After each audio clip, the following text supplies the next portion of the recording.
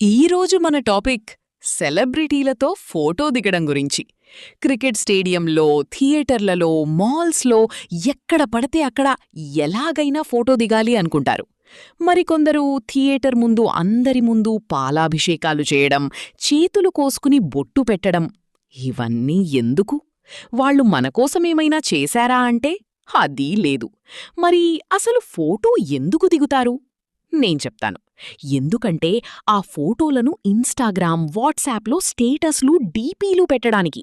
అవి చూసి అందరూ అరే వీడు చూడ్రా ఆ హీరోతో ఫోటో దిగాడు అని అనుకోవాలి అని. అలా అనిపిస్తే మనకొక రకమైన హై ఒస్తుంది.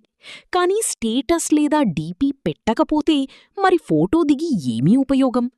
మీకు నిజంగా అంతే అభిమానముంటే దిగిన ఫోటోలను ఎవ్వరికీ చూపించకుండా ఉండండి. మీ బెస్ట్ ఫ్రెండ్స్కి కూడా తెలియకుండా ఉండండి. చూద్దాం ఎవరైనా అలా ఉంటారా అని. ఎందుకంటే మనం దిగినట్టు అందరికీ తెలియకపోతే ఫోటో దిగి వేస్ట్ కదా అనిపిస్తుంది. ఇదంతా నేను ఎందుకు చెప్తున్నానంటే అంతమంది జనాలు ఉండగా ఒకరిని ఒకరు తోసుకుంటూ వెళ్ళి ఫోటో దిగడం అవసరమా? మీ పేరెంట్స్ మీకోసం అక్కడ ఎంతో కష్టపడుతుంటే మీరేమో ఇక్కడ ఇలా చేస్తున్నారు. సారీ, ఎవరికైనా హర్ట్ చేసుంటే ఇది నా ఒపీనియన్ మాత్రమే. నేను చెప్పింది నిజమనిపిస్తే ప్లీజ్ లైక్ అండ్ సబ్స్క్రైబ్.